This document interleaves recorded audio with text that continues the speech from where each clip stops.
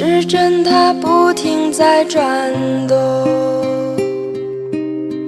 滴答叮答叮答叮答，小雨它拍打着水花，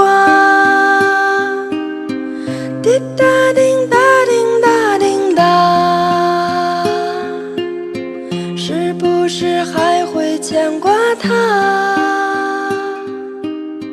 滴答叮答叮答叮答。 Welcome to King Silk Art. This is truly some of the most spectacular art that man has to offer.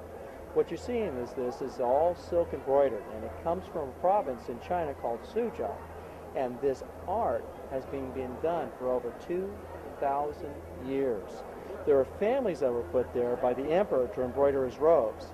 What they do is they'll take all the silkworms, they put them in these baskets and feed them on mulberry leaves.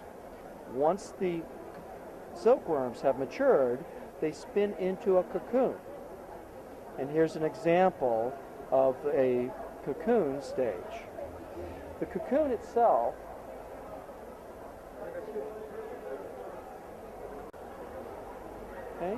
and what they do with this is they'll take a vegetable dye, permeate the silk with the dye.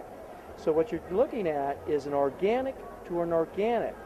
So the dye becomes a permanent fixture in the silk thread, and so it will never lose its color.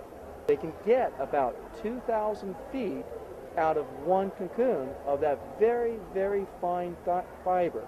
This is thinner than a human hair. They'll then take this and literally just start stitching it. As part of it, the first thing they'll do is they'll split the thread down to a specific count of the thread itself. The thread starts with a total of 16 strands.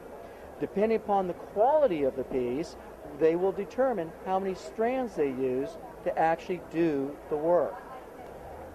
Something like this, like a tiger for example, these top quality pieces will take anywhere from months to years to complete.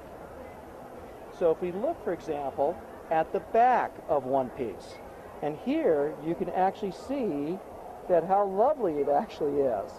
And if you were to rub your hands over it, you can actually feel the little knots. This is actually one of the key elements to tell you that this has actually been stitched by hand.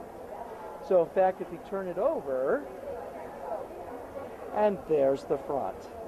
Absolutely wonderful.